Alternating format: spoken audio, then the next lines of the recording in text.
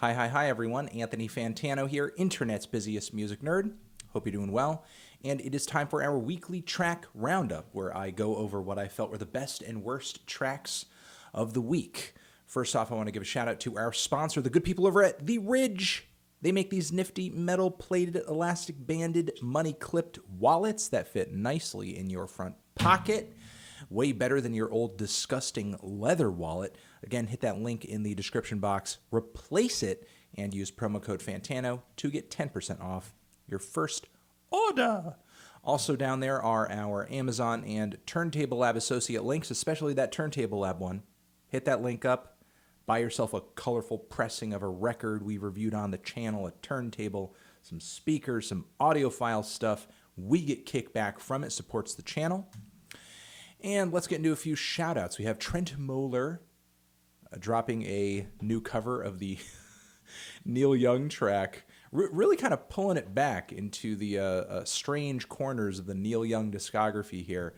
The track Transformer Man, which was created on a record that came during a time where Neil Young was a little interested in weird futuristic synth pop with a lot of like robo vocals and stuff. It's actually pretty intriguing. If you're a hardcore Neil Young fan, you haven't really been there yet in the Neil Young discog. Also, Preoccupations has been covered by the band Protomartyr. The song Forbidden is also linked down below, which is actually pretty cool, being that I do like material from both of those lovely little post-punk bands. Next, let's get into the tracks I thought were the worst this week. Least favorite tracks of the week. I actually have quite a few of them. Quite a few least favorite tracks this week.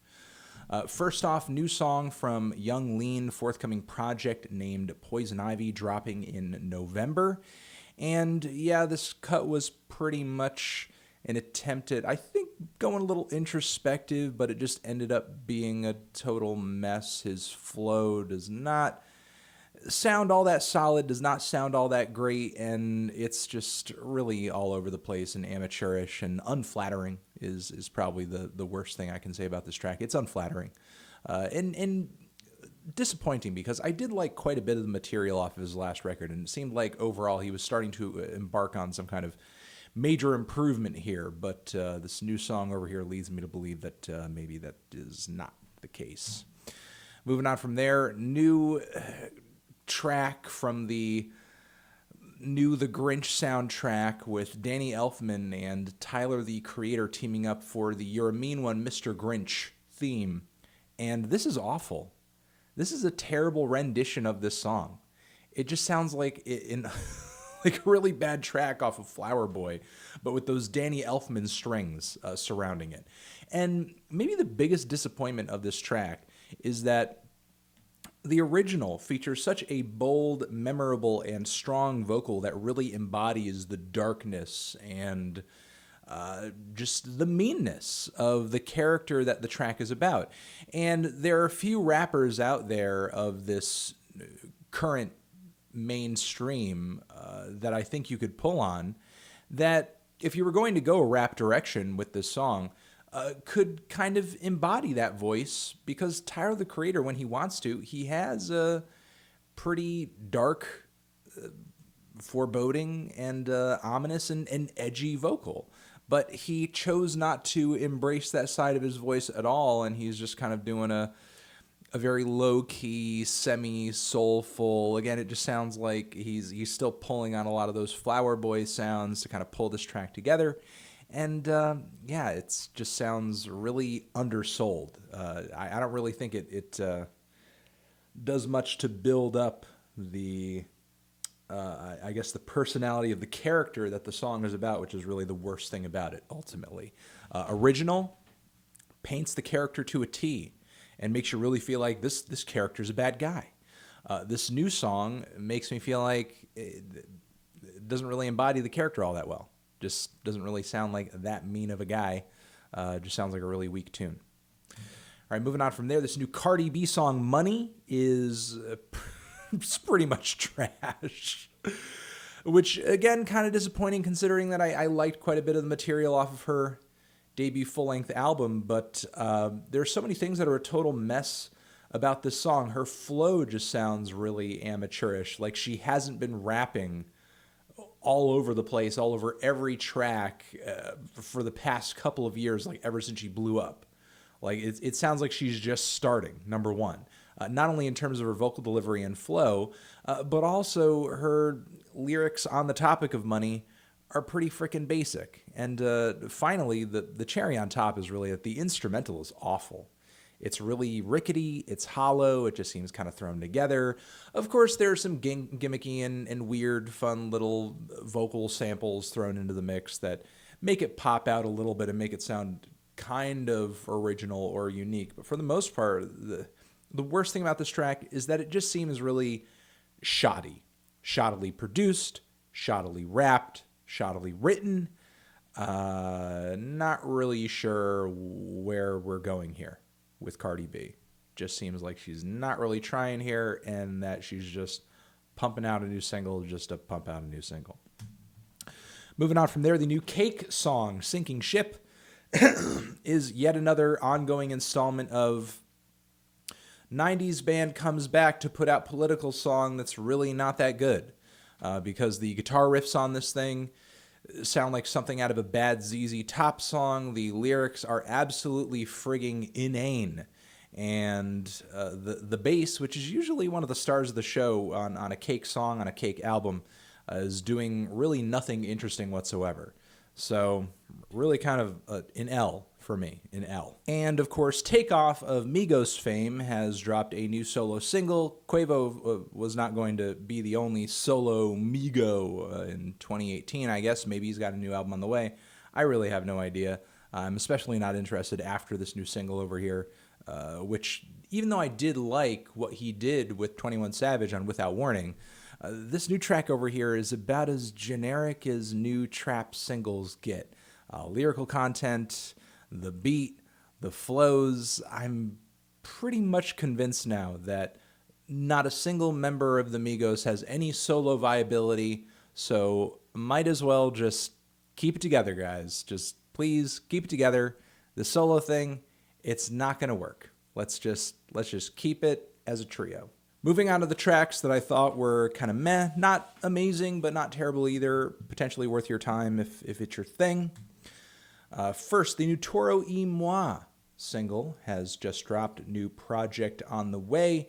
And Chaz has treated us to a song by the name of Freelance. And I do like a lot of things about this track. I do like the throwback, electronic, kind of synth funky instrumentation. The groove is undeniable and fantastic, but the lyrics and especially the vocal performance I could really have done without, especially the weird inflections where Chaz is just like, whoa, whoa, just like really pushing it vocally and sounding utterly ridiculous. And the auto-tune on his voice makes him sound a little preposterous as well. I just think, again, vocally, this could have been a lot better. Moving on from there, Nick Zammuto of The Books has a brand new track out, which is slated to be released on the new We the Animals soundtrack. It's a nice little cute electronic ambient-ish piece that has a lot of nice texture in it and everything. Structurally and compositionally, it's not blowing me away or anything, but it's very nice on the ears. Name of the track is Tonight We'll Go for a Ride. Stumbling all over my words there.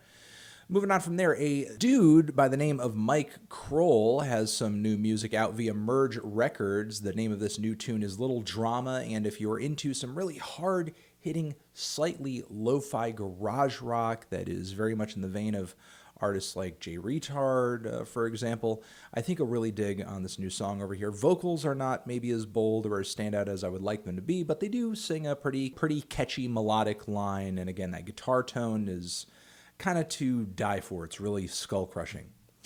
Moving on from there, Mick Jenkins has a new promo track out featuring Ghostface Killah. His latest record has just dropped. Make sure to check it out. I'm probably going to cover it at some point this week. I think. And moving on from there, Homeboy Sandman has a new short little project out with Edan. The production on the thing is absolutely insane, especially on this new cut over here titled The Gut. Do make sure to give it a shot. It is pretty fun if you're a hardcore Stones Throw fan and you do like that left field production. You're going to get a lot out of this.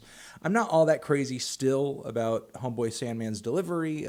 Neither Edan's either, but they do have kind of quirky, again, I'll say the word left field personalities that underground rap fans do tend to enjoy. So moving on from there, Zach Condon of Beirut fame is back under the Beirut name and has seen fit to drop a couple of tracks this week in promotion for a new record. And his last under the Beirut name, No No No, I was totally not into at all. I'm not exactly seeing things panning out for the better necessarily with these new couple of tracks. They're not absolutely awful, but one of them, Corfu, just kind of seems like a very short and throwaway instrumental. Meanwhile, Gallipoli, which I totally butchered the pronunciation of, so I apologize for that. The tune there is just really comatose and forgettable. I do appreciate some of the very nice and lovely trumpets and sweet layered instrumentation he has put onto the track, as you typically do expect out of a Beirut song, but the songwriting is really some of the most nondescript that he's put out in years, so I'm just really not sure what we are anticipating from this project at this point. And miraculously, the new AFI single, titled Get Dark, is really not that bad. If you like some very catchy, fast-paced rock music, I think you'll dig on it. It's pretty sweet. Never been a big AFI guy, honestly, but this new one's not too bad. It's got a nice edge to it. And let's move on to the tracks that I thought were some of the best this week. Really kind of stuck out to me. Not too many. This is a week that I was more disappointed than blown away, I guess. But let's get into it. Thomas Bangalter of Daft Punk fame has put out like a new lengthy techno track, which is over 14 minutes. It's maybe not one of the best loops I've ever heard in my entire life, but he does undergo some interesting little rhythmic shifts and progressions throughout the song that I think are really cool. So this Riga Take 5 track is actually pretty awesome if you want to listen through the whole thing and really kind of soak in the vibe of it. Again, nice little techno cut. Moving on from there, the Skiffle Players, which is a band that Cass McCombs is affiliated with, have a nice kind of old school blend of folk and rock and roll, and it's pretty sweet. It's pretty sweet, and they have a new track out, and this new record is out now, actually. So do try to give it a shot. But this new song titled "Local Boy" is a nice little folky, rocky banger with some sweet vocal harmonies on it too. So if you do like your rock kind of rootsy, give it a shot. And Ninth Wonder has a new 90-minute project coming out soon, which is a bit of a compilation of sorts where he brings on a series of artists, and of course he's doing the production, and there are guests on the songs too, and there's a particular track on there titled Sojourner, which is sort of masterminded by Rapsody, and it features J. Cole, and they actually complement each other on the song really well. And Rapsody brings great bars, J. Cole brings great bars, so no real complaints. And of course, Ninth's production is pretty great as well. Just a really good trio on the song. Good tri-team on this track. Some good, heady, thoughtful, soulful, classy hip-hop music with a lot of flavor. So do give that track a try. And Gerard Way, the Gerard Way of My Chemical Romance fame, has a new little single out titled Baby You're a Haunted House. And it features a quirky little music video. For the most part, the track kind of sounds like a lo-fi piece of garage rock, but there's a nice bit of balladry to the song that I think is really nice, really sweet. And even though, again, I think the production and the sound overall is a little one-dimensional or maybe run-of-the-mill as far as the garage punk or lo-fi garage thing goes, it is a pretty fun tune. I do think it is a fun tune. And it is nice to hear Gerard kind of growing into his own, I guess, as a solo artist, because I thought his last solo record was a little all over the place, a little underwhelming. This new song over here, though, felt kind of fun. One more thing I want to fit in this section is the new Trippie Red single, Topanga. This SoundCloud rapper has come through with, I think, one of his best tracks in a while, certainly his best since, I guess, Dark Knight Demo. The rich and gospel-inspired instrumental on this one, which is loaded with some fantastic pianos, is really nice. And I think the vocal lines he delivers on this track are great too. I'm not going to say the lyrics are amazing, that they're the moon and the stars and everything like that. They are a little lackluster, but I do think if he continues on this trend of just better, more unique instrumentals and more quality vocal performances, he's going to stand out in the current wave of SoundCloud rappers in a great way.